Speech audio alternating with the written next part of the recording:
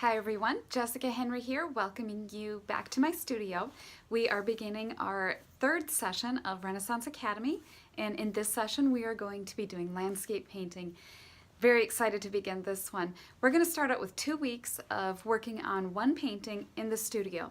And I started with this because I really want to talk about breaking down a photograph and the challenges that we face in working with photos. I will write a lot more of this in the workbook that accompanies this session. So you'll get to see more of that. In this session today, I'm going to talk about getting your studio set up, how to set up all your oil paints and get things going for that. I'm also going to show you how I arrange I have 2 easels here, and I put my computer on another easel just to help with the photographs. You get really great photos on a computer as opposed to actually printing out the photos. So I'll talk about that as I'm going along. All right, so let's get going. Okay, so I want to point out what I have going on here in my studio. Today I'm going to be working on a 16 by 20 pre-stretched linen canvas. And this is the linen. Linen's a little bit darker. I like linen because I like the weave of the surface texture of the canvas.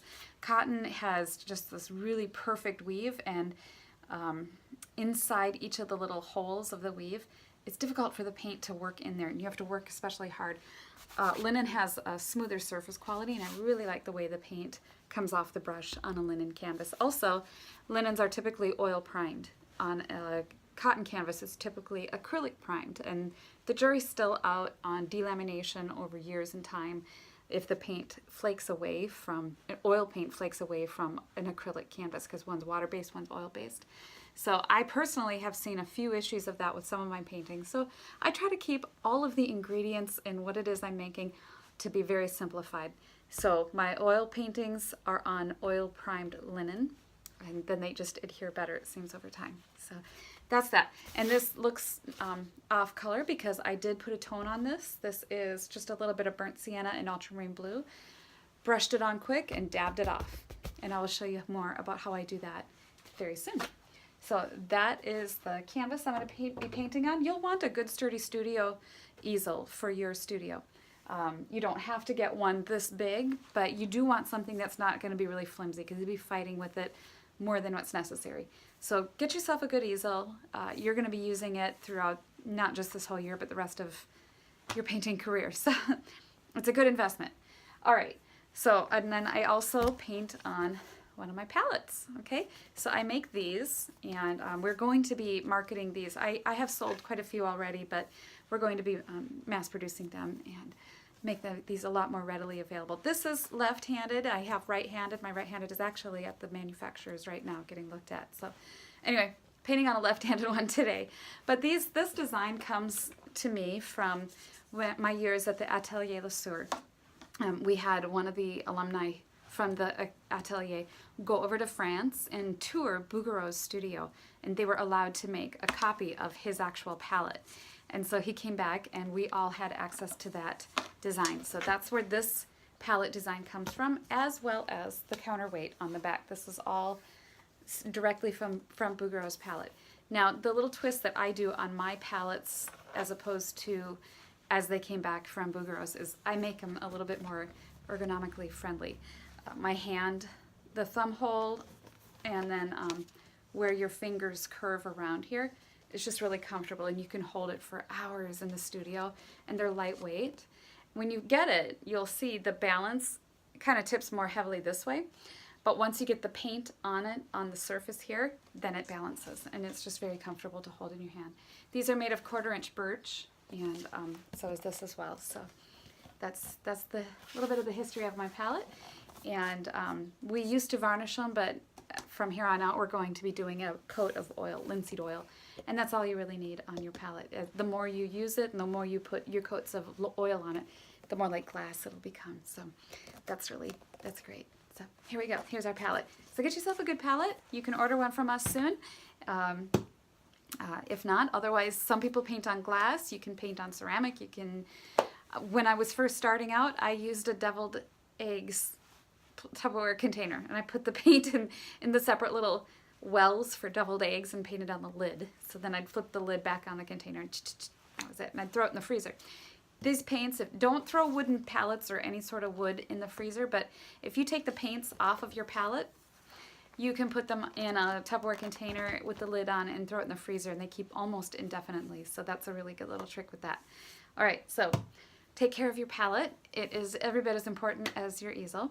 You can, and I am super guilty of this, I had one of these palettes for 23 years, and I tell you, I resurfaced it so many times because I was really negligent. I'd be painting and just be too tired to wipe it off, so the next day I had to scrape it. Anyway, I resurfaced it so many times over 23 years, and you can do that. You just scrape it off. You can sand it. You can, they have gel compounds and things that you can rub on that eat away the paint. But anyway, there's things you can do, even if you're bad like me. All right, so other equipment you're going to need for chemicals. All I paint with is refined linseed oil. And I have a little canister here. This is what I use in the studio as well as plein air painting.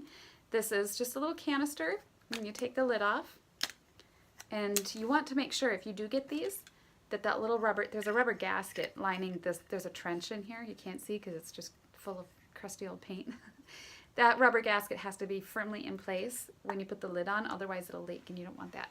So make sure that's in place. And then there's a little basket inside here, like that. So then you just rub your brush on the inside of there and it cleans it, and then the sediments fall to the bottom. And I use odorless mineral spirits. This is called Gamsol, the brand that I buy by Gamblin, and I like it because it separates, and then all the liquid on top is clear again, and all your sediments are on the bottom. So every once in a while, I will take this and carefully dump it into another container, and then what's left is just really gross sludge, and so you throw that away. Scrape it out, throw it away. So that's that. I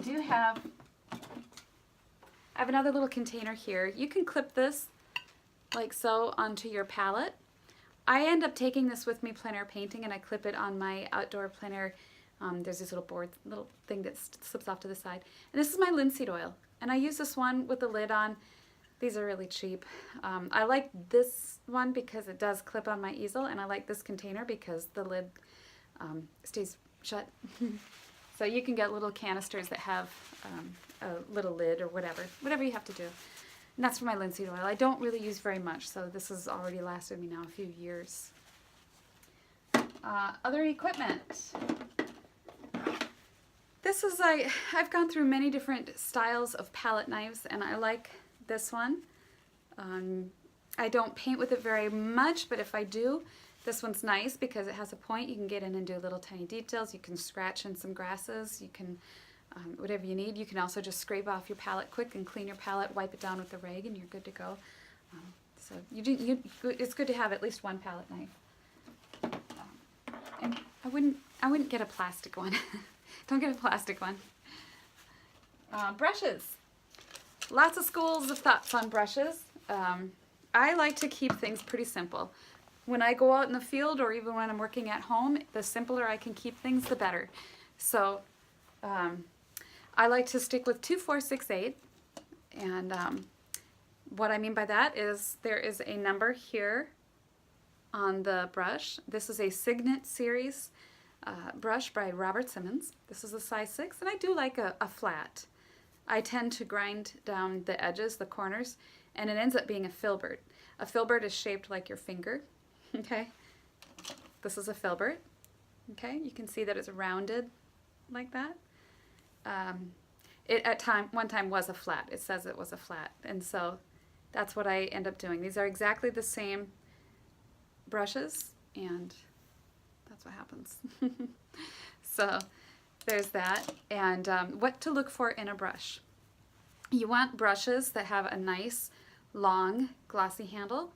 You can occasionally find plein air brushes that are shorter for oil painting because they fit in the boxes better, but I prefer the traditional long-handled brushes for painting. You want a seamless ferrule, and some plein air brushes have these that are black or dark, like a dark gray, and I don't have one handy. Anyway, that is to reduce glare. And in the future, when I can market my own brushes, I will offer matte black brushes. You also want to look for, this is called the crimp, right here, you want a nice deep crimp. To show you by contrast, this is one of my cheapy Walmart brushes, and it is just in a watercolor, but you can see the crimp. There's like nothing there. And this eventually will easily just pull off the wooden handle. So this one is crimped deeper, and it's not going to fall off. In fact, these brushes, these Signet brushes, are really hard to kill. I use them all the time, and they're readily available, and a lot of other professionals that I know use these. You can find them even at Michael's craft store, wherever. They're everywhere. Okay, so 2, 4, 6, 8. You want the nice hog's hair bristle for those, and then this is a size 2. You can see it really was a flat at one time, but that's how little a 2 is. And then you can occasionally, if you want, I do use this brush every once in a while. This is a Rosemary brush, Rosemary & Company. They have some gorgeous brushes. They are out of England. So if you're in that neck of the woods, look up Rosemary. And I do have a lot of friends who use them here, and they will ship. They're lovely, wonderful people. So this is a Rosemary. I have a few of these brushes, and they are high quality, outstanding brushes. This one is a Mongoose, and I like to have a soft brush every now and then for just doing some different techniques and things, but you can get regular bristle brushes from Rosemary as well. Beautiful stuff. What else? I have an occasional use of fun little, odd angles. These aren't that necessary, but they're just, sometimes I just grab it because it's right there. I do have an arsenal of little cheap, your Walmart varieties. Sometimes you might have a little tiny edge that needs softening or whatever, and I do like to have these on hand every once in a while. And of course you need one like this for signing or twiggy branches or anything like that. So I have a couple of little liners. Yeah, and that's pretty much what I have in here. I do have some other odds and ends. I've got a toothbrush. I have a pheasant feather. You can just do all kinds of different things. Occasionally Rembrandt would be known to paint with dog tails and broken twiggy branches. He'd crush the end of branches and sticks them.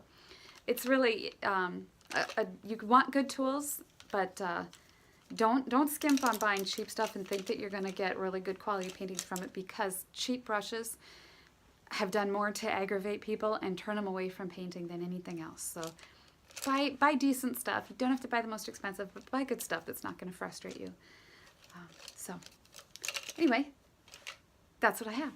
I have a couple of 2-inch brushes too, really big ones for covering the whole thing quickly and just laying down some things like, just big washes. So this is a very typical way that I work. This is my chair that I sit on, and I will often turn around, put my palette right on my chair, and just put my paints on it, and then I push my chair up to my easel and I'm good to go.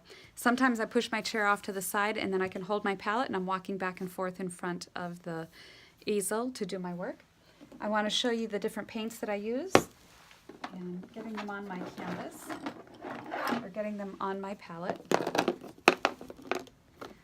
So this is the brand I typically use most of. This is a brand called Gamblin, and they are made in America.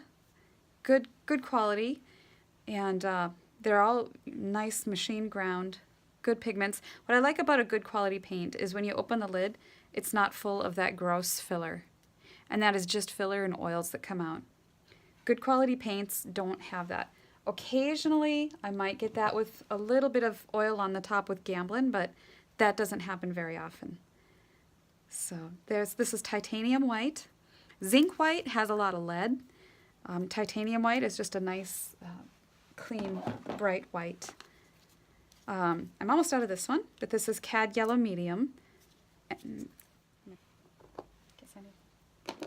Okay, Yellow Ochre, a very nice earth tone type color. You might hear at some point in the future different words about opacity, semi-opaque, semi-transparent, transparent colors. And I will explain those more as we go along. But what that means is the more opaque a color, say if I were just to smear it right here, an opaque color would be really hard to see the color of the palette below it. Semi-opaque would be sort of okay to see, a little bit difficult to see through it. And then semi-transparent means you can start to see through it, and then transparent you can see through it. So, and what that means is on the back of the tubes, you will see, it'll say semi-transparent, or in this case, it says semi-transparent. This case, this ultramarine blue says transparent on the back. And phthalo green is also transparent. So is Elizabeth. Now I have some colors on here from the other day that I'm not going to be using for this demo, but they're just there. Next I'm going to use burnt sienna. Burnt sienna is actually in the red family. It's a nice, almost cinnamon brown. I use it for just about everything. Ultramarine blue. Now these last three colors, yellow ochre, burnt sienna, and ultramarine blue, are what I refer to as the Trinity. You can do just about anything with these three colors. Together, the blue and brown make an almost black, and you can get infinite shades of colors in between those. I use phthalo green. I don't use very much of it, but phthalo green mixed with cadmium yellow makes the most beautiful green, and so that's why I keep it. I never ever just use it just plain, straight out of the tube. Mixing it with a little bit of white and a touch of blue makes a beautiful color for water. All right, so this is alizarin crimson, and the tube looks funny because in an airplane ride once, my cadmium red squirted all over everything. So there's that. All right, and then that is how I set up my palette. And always set your palette up in the exact same way every time. That way, like a musician knows where his keys are, you're going to learn where all of your little piles are all the time, and you readily grab them as needed. I also put out enough paint. If it's too much, I can put it away. But if it's not enough, and while you're painting, you may be reluctant to go get some more or whatever, or you may also just be really scant and not use very much because you only have a little tiny pile, or you're being stingy or whatever. But put enough out. You can always put it away. But you want to be able to have juicy brush strokes on your painting, and that's why I put out a lot of. Okay, so that is pretty much as far as we're going to go with what you need to know for materials and setting up your studio. Another thing you do want to make sure that when you set up your studio at home, that you have sufficient lighting. I have spotlights here, but if I didn't have these spotlights on, I would have this natural window open because it gives me a nice natural light on my canvas. I don't have it open because it washes everything out, and it's difficult to film with natural light. So anyway, so that's what you want to do. Make sure you have good lighting and that you have plenty of airflow. Some people are really sensitive to the smells of oil paints and some of the chemicals. So we try to keep the materials list that I gave you. I try to keep everything as low on the odor scale as possible. There are other mediums and things that I have used in the past, Merage, Liquin, and things like that just smell, it does get strong. And so if you're sensitive at all to things like that, you should be fine with odorless mineral spirits and linseed oil. All right, let's get going. Another very important piece of equipment are your paper towels. This is what's left of my roll here, but get some good Viva or Bounty paper towels. Do not buy the cheap stuff. Trust me, don't do it. You will eventually try it at least once, and then you'll realize, oh, when you go to wipe your brush off on the paper towel, the cheap paper towels, the paint doesn't want to wipe off your brush. It just kind of like smears as though you're wiping it on paper instead of clinging to the paper towel, which is what you want it to do. So get the good ones.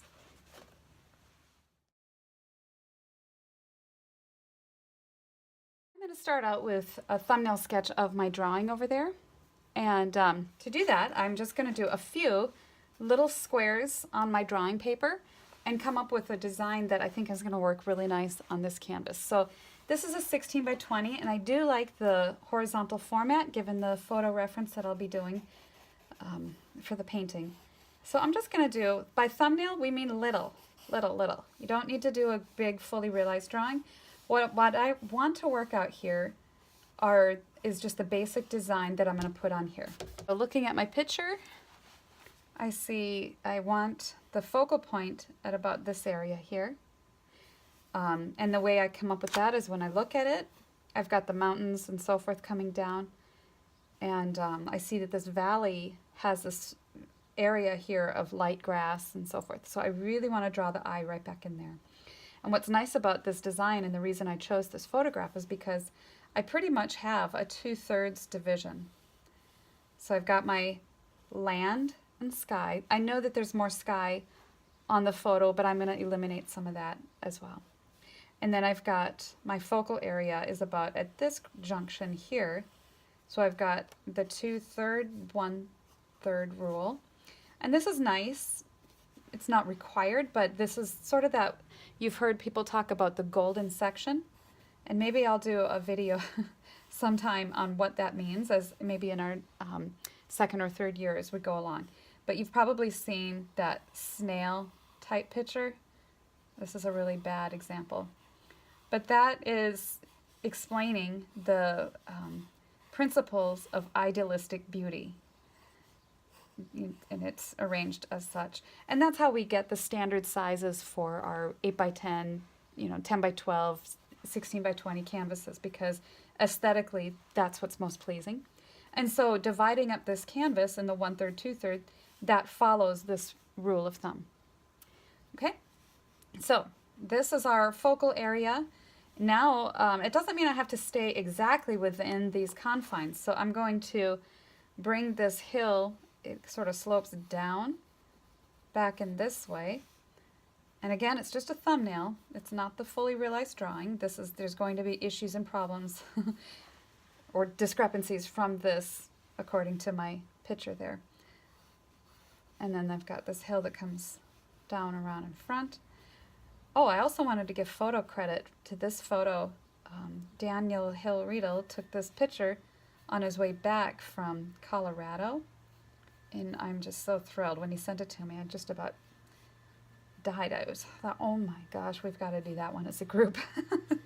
I thought that you guys would enjoy this. And I am going to share other pictures that you can go from if you don't want to do this one.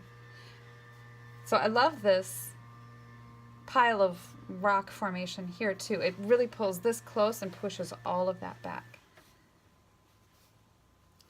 So we've got a sort of a tree here. And I think I will stop that before it leaves the canvas. But that also gives us this feeling of near and far. And then there's this little bit of this road over here really pointing us to the background focal area.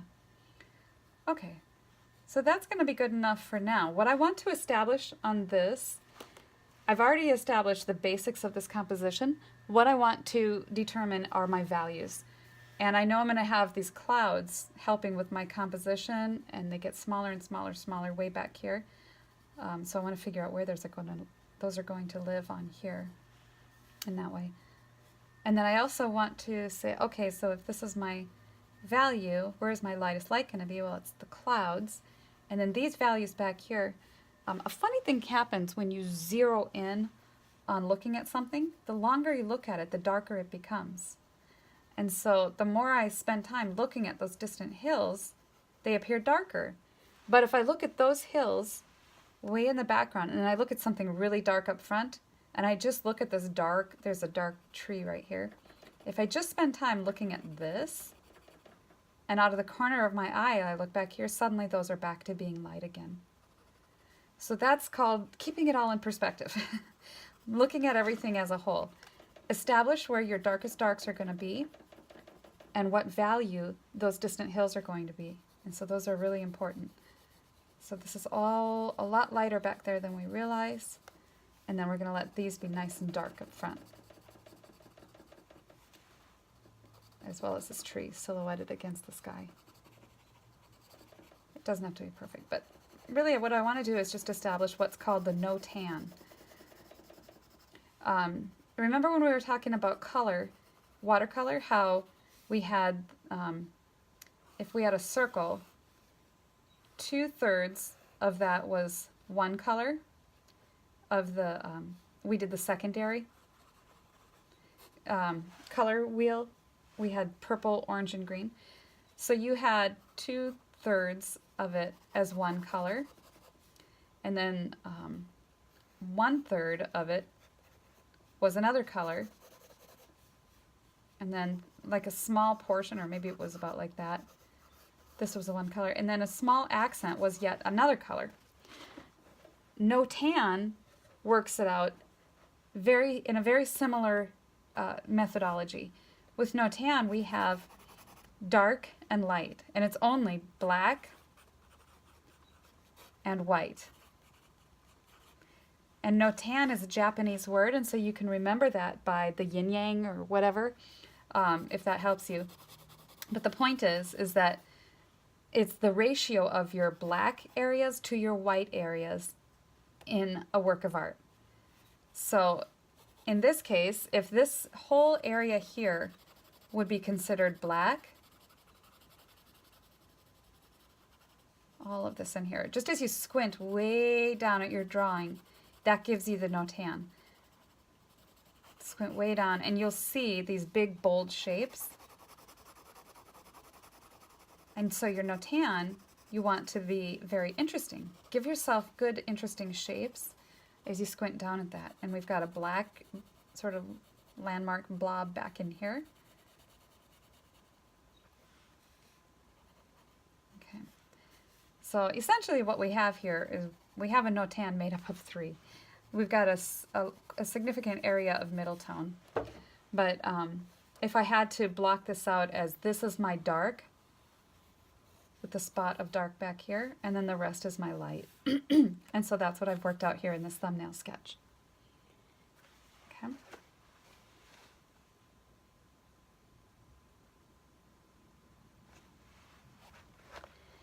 Now, when you've finished with your thumbnail sketch, you want to keep it close by, just because you want to refer to what it is. So when you're working out your No Tan, your left brain is really the one that's operating the gears at that time. You're thinking logically and you're making these plans based on, your left brain. You're thinking a little bit more mathematically even. So that when you start to paint, what happens is you switch over in your mind. And now as you're applying paint to your canvas, the challenge that a lot of people have is they know they need to think analytically, and they're trying to think of all these different gears and things that they've studied and put the paint on the canvas. Applying the paint to the canvas is a very right-brained, intuitive type process. So if you can get this left brain analytical process step out of the way, when you go to paint, you can rely on this and just operate mostly out of intuition and your sketch. Okay? So it makes that first step a lot easier. Very rarely do I ever not do a thumbnail sketch. It might be starting to rain and I just need to get the paint on the canvas or whatever. But you will see as we go through the Renaissance Academy here, we will be doing thumbnail sketches for all of our paintings as we go forth. So that is a thumbnail sketch, and that's what I did. And I worked out the boundaries, and I only did one, but you can do as many as you need to. And you saw it really only took a few minutes. The idea is just to break it down, make it simpler, so that when you approach this, it's actually faster. So that's what that's about. All right, so now we are ready to apply paint. I've got everything I need right here. Forgot to mention, bottle of water, you need to stay hydrated. And let's get going. All right, now I have my palette here, and like I said at the beginning, it is left-handed, and I'm right-handed for the most part. So it's very simple just to set my palette right on my lap, and I can lean it up against here, and I'm good to go. Occasionally, I will pick it up and step back. So I have my brush. I've dipped it in a little bit of the odorless mineral spirits, Gamsol. Occasionally, I might accidentally say turpentine, but I mean Gamsol. Same idea, but you don't want to use turpentine. Okay. So looking at my thumbnail sketch right here, I'm going to lay out my initial design as I saw it. So I have it divided about 2/3, and I'm locking my pinky on the edge of the canvas over here, and I'm locking my fingers as they hold the brush and giving myself that, it's fair, fairly straight line. So there is about my 2/3 or so. Okay, so now my focal area, that's about where all of the hills and mountains intersect, but I'm going to put it down about in this region here. as I have it in my thumbnail sketch. Okay, given that, I'm going to go ahead and start drawing in the design. This is this first main hill as it comes down. And then this one is just a little bit below over there.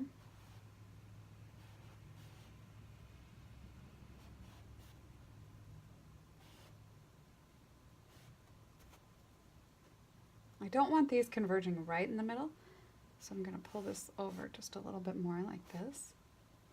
And I like how these overlap, so I definitely want to get some of this going like that. These kind of go down. Okay. And then this rocky outcropping.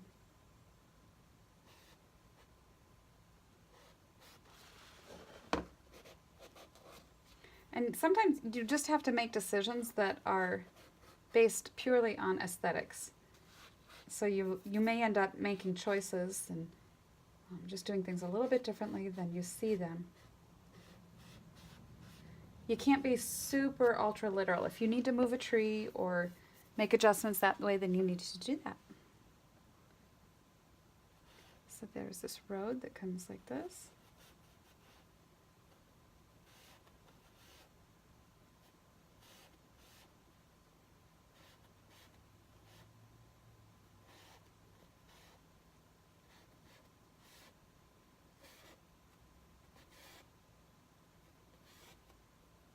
And I think that road, we see it again down about here.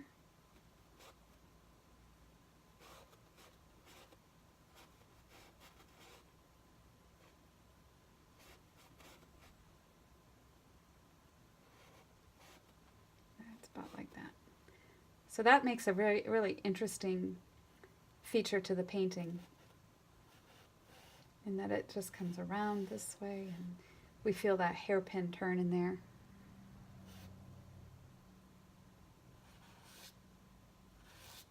I think it zips off that way. All right, working on the rest of this.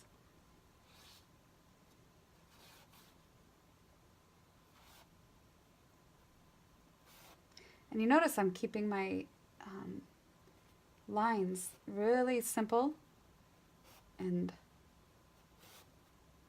as angular as possible.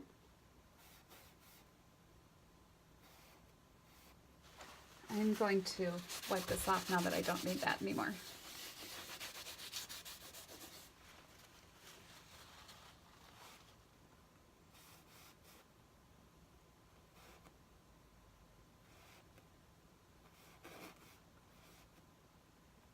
And that comes like this. Let's get rid of this big, strong line.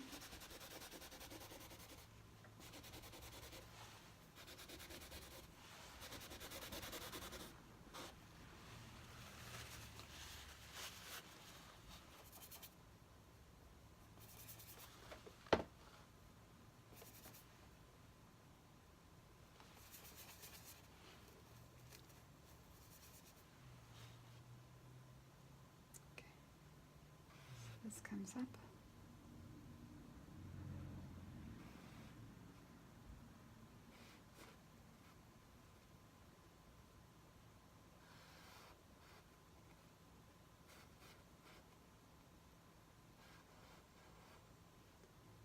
And then it goes way up like this.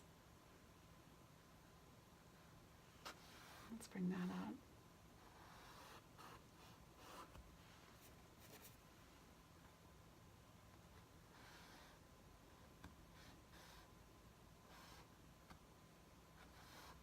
And then this comes down like this. And then all of this is valley floor.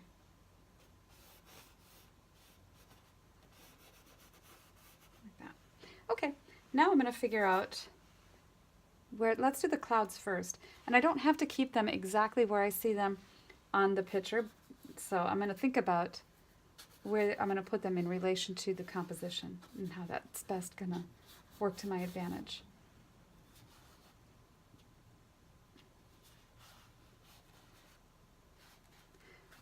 The nice thing is that in this picture, they pretty much are in this artistically laid out design.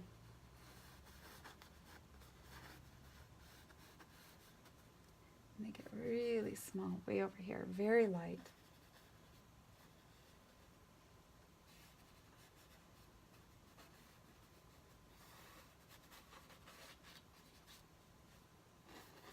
And it's much, much lighter towards the horizon. Little tiny clouds over that way. Okay.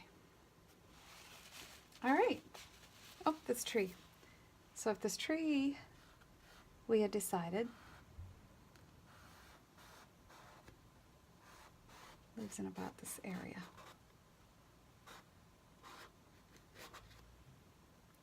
And then I will eventually paint these branches and twigs and things and so forth on here. But we've got all kinds of trees and things in this area, which give us a nice sense of perspective that these things are near and pushing those things way back. There's another tree right here. Another tree here. And see, these can be arranged almost like music notes.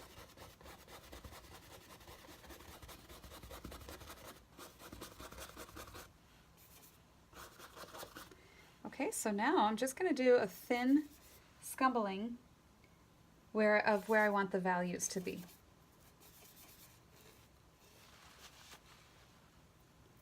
According to my layout here.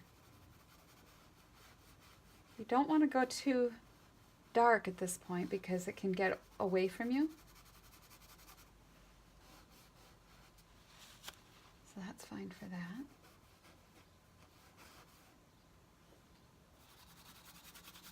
Remember, you already have a middle tone down on the canvas.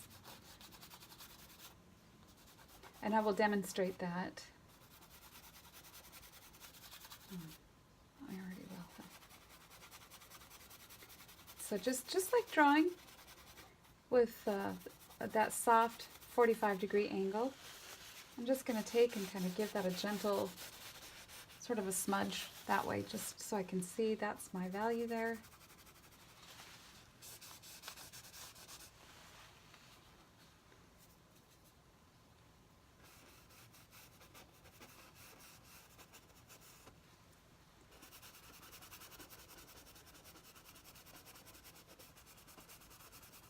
So part of the problem with working from photos is that there are three distinct areas of problems.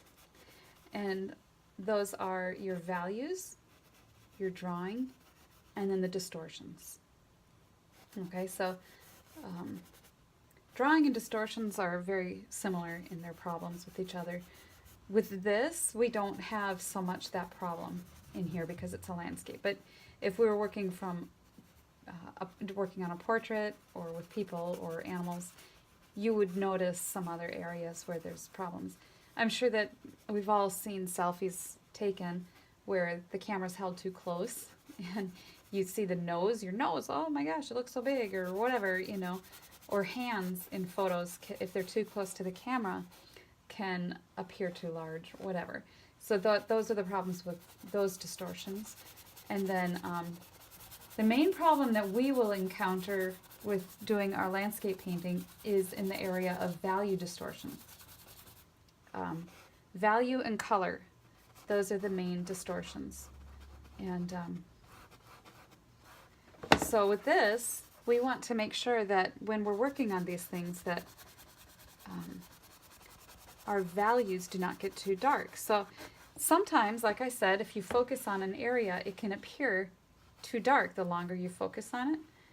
So what you have to do is make a conscious effort to keep your values in the distance lighter. And sometimes even in photographs, we look at them and we see the color is too intense or the value is too extreme. I'm sure most of us have taken pictures of sunsets or clouds or the moon only to be disappointed when we see the picture because all of a sudden what happened was the camera washed everything out. And it made, if you're taking a picture of sort of sunset, all of your trees all of a sudden are silhouetted black, just blacker than black, and they might not have been that dark when you were looking at them in real life. And so that's just something you need to bear in mind when you're working from photos, are those problems.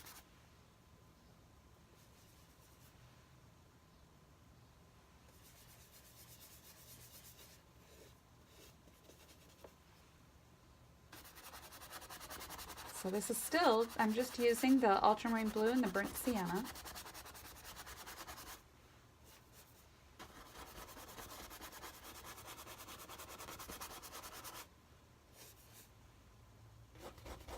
I really want to hit these darker values up as dark as they are.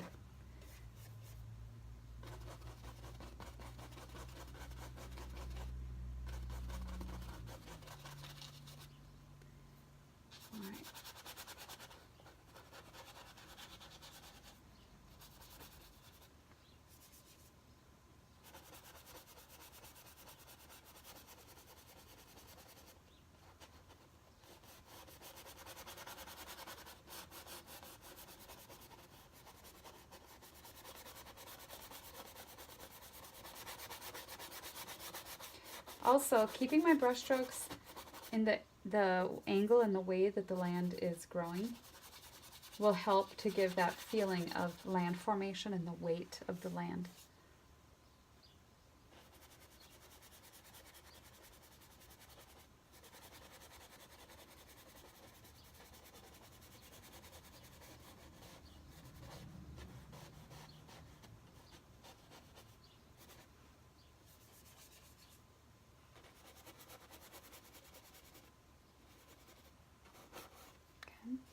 And then down over here.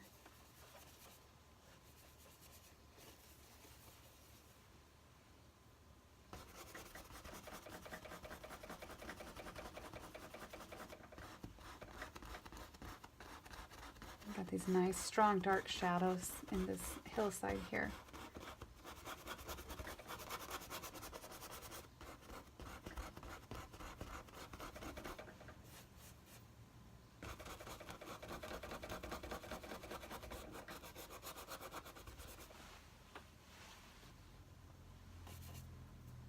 So far, I'm not using my linseed oil either. I'm just keeping it just the Gamsol as I'm laying down this foundation.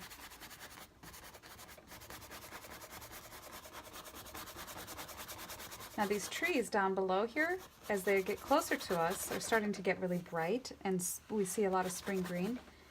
And so I definitely want to keep those areas a little bit lighter.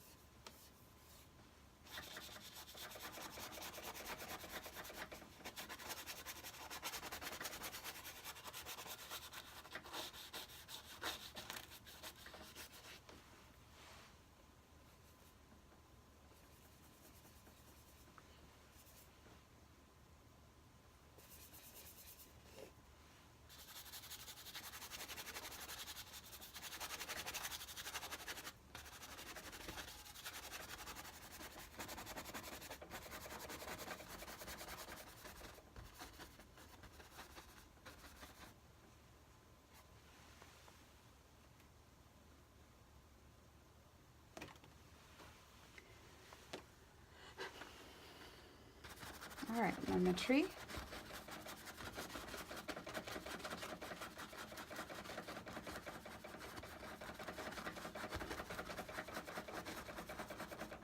Good grief.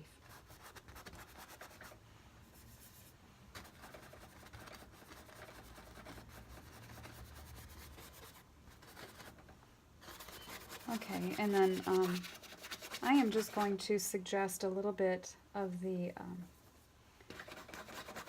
brighter trees down at the bottom here.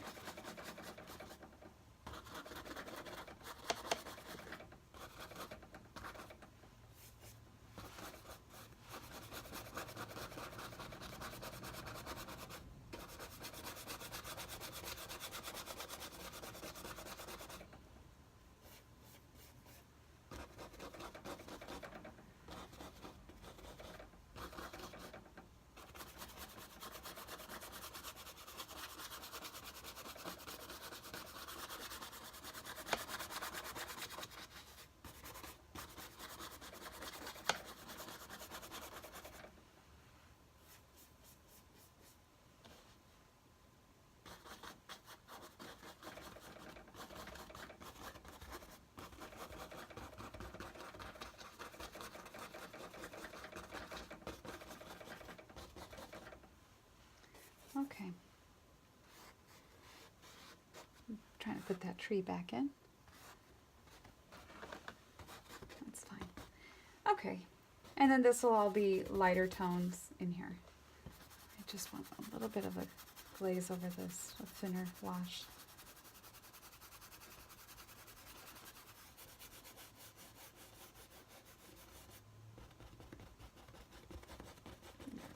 Okay.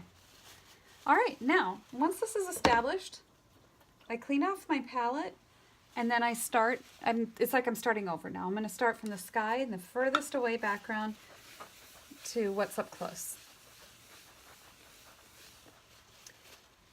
All right, so I am going to switch to a little bit bigger brush. This is a size 6 and this is a flat. And what I'm going to do now is just work from up here in the sky down to the bottom of the sky. So I'm going to start with my ultramarine blue, and I like to get a nice big clump of that going. And I grab some white.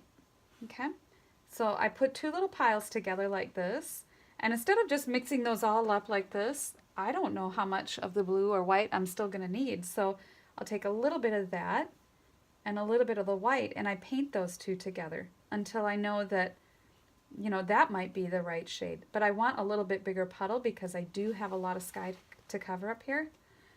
And I'm looking at the my photograph now, and I'm really trying to get that exact shade. Now, I just keep my brush strokes just very simple right up here. I'm dragging that like that, sort of like a watercolor wash. Now, at this point, I'm no longer going to use the Gamsol anymore. I'm just going to use the linseed oil to thin the paint if I want it a little bit thinner.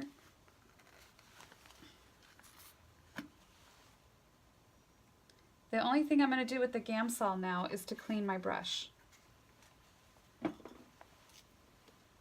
little bit of linseed oil, and when you get some linseed oil, you only dip just a little corner of your brush in the oil. And then you mix that in. If that helps to loosen the pile of paint up a little bit, then that's all you need. Sometimes the way it comes off the brush is just a little bit more pleasant to the touch. Now I'm only going to bring this color across the sky in the areas where I see that really vibrant, almost periwinkle blue. And you saw I didn't add any alizarin crimson or red of any kind. It just takes on that violet look because ultramarine blue is really violet in tone. As we move down the sky, at the very top of the sky we have this almost bluish purple, and then right down towards the horizon our sky blue becomes almost a turquoisey white yellow type blue down here. So it's very cool and purple way up at the top, and then way up at the bottom is very light and greeny blue. So in between there you add a little bit more white to that mixture, and then you'll see as we move down the sky what I do to change that color mixture. So I just start painting in a little bit different shade of blue, and I'll blend these two passages here just a little bit. You can even take a little bit more of that blue and sort of soften that transition a little bit more. I just, over time I've developed this appreciation for a more vertical brush stroke here. You can go across if you want, but one thing I never ever want to see is this. Don't do that. Don't do that. Pieces of paint. You have more control when you just lay down little pieces of paint. You can stop and make adjustments as necessary. When you start sweeping the floor with your painting and your brush, nothing good comes of that, and it just ends up being kind of slapdash, and you want it to look more careful and thought out. So as I move down the sky, I'm adding a little bit more white to this mixture.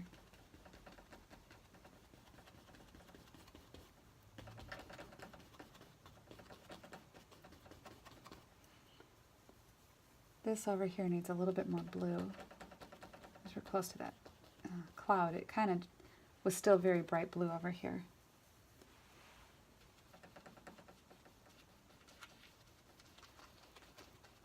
Just going to go around that tree more or less.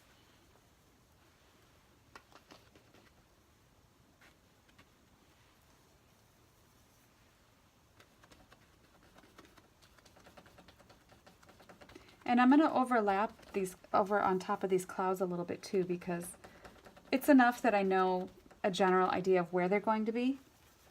I don't want to see the perfect outline of the clouds. More paint.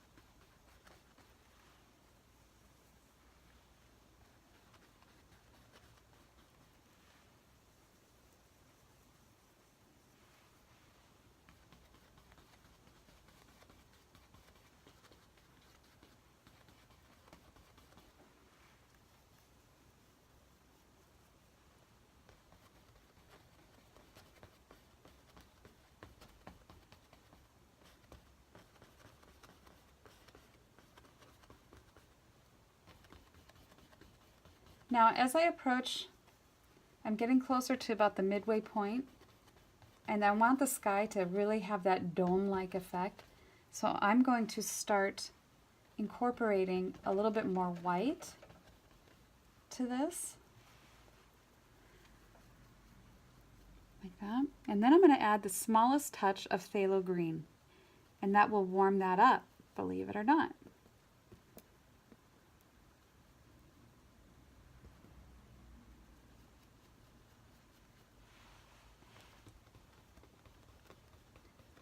By warm, I mean adding a little bit more of a yellowish tint.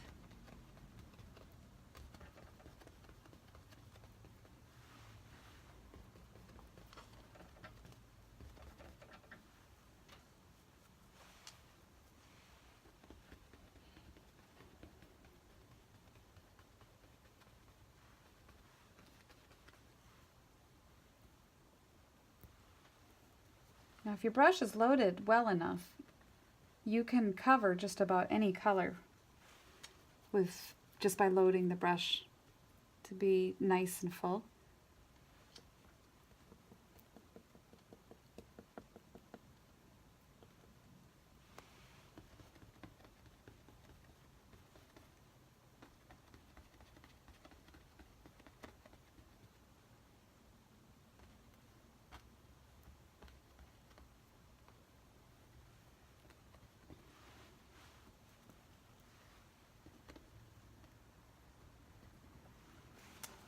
Now, let's get over here a little bit too.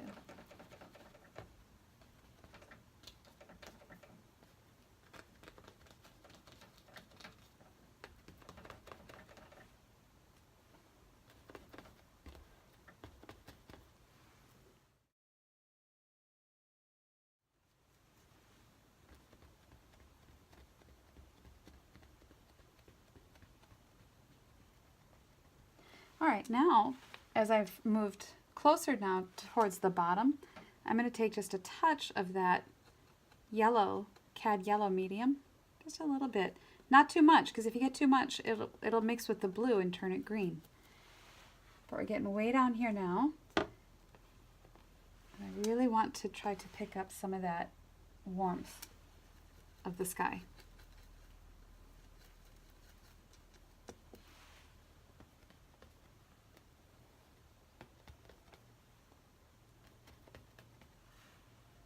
And you can scoop back this way too to pick up that roll of paint like that.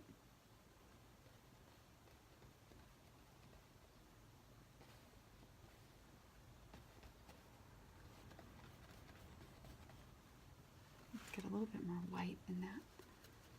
A little bit of yellow.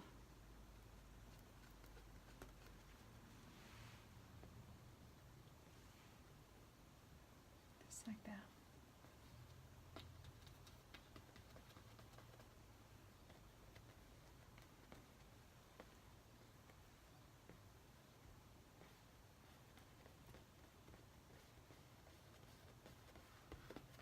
All right, I don't mind that I've lost all those little cloud notations back there because I'll just add those back in.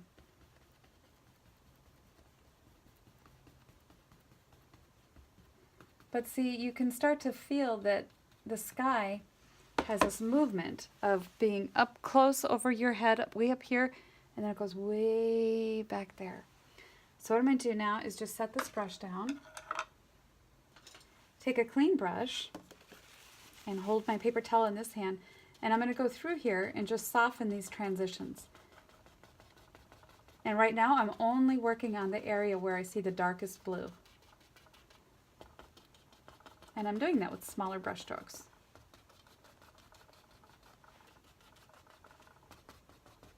Wipe the brush off. Now I'm going to go to that area where there's a transitional shade of blue.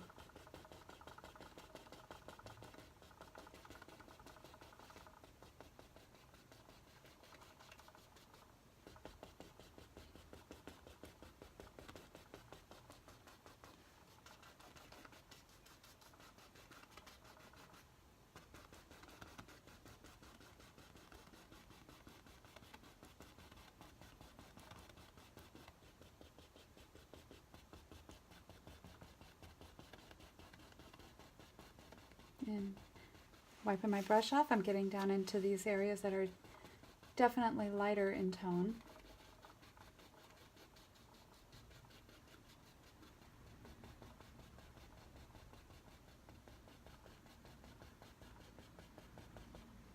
Let's wipe this off. I want this a little smoother up there.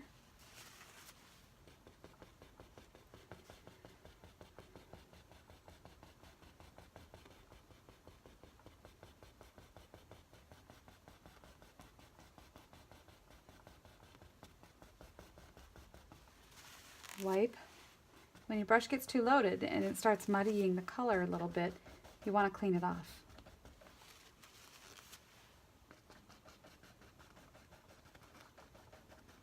It's okay that I cover a lot of that tree up because I'm going to be painting tree over it, so that's okay.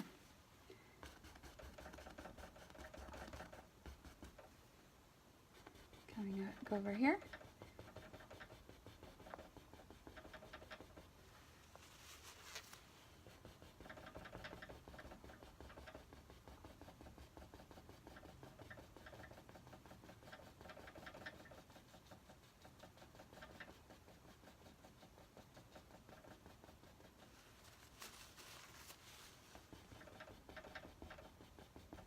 I just think that that makes it much more interesting than just taking and blending it all with a soft brush.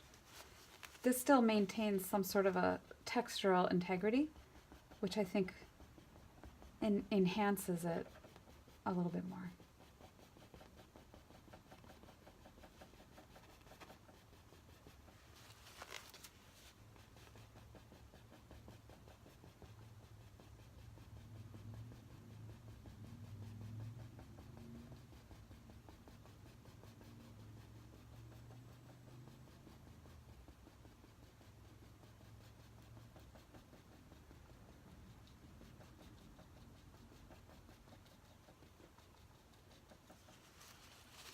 Okay, now to paint the clouds. To paint the clouds, what I'm going to do is mix up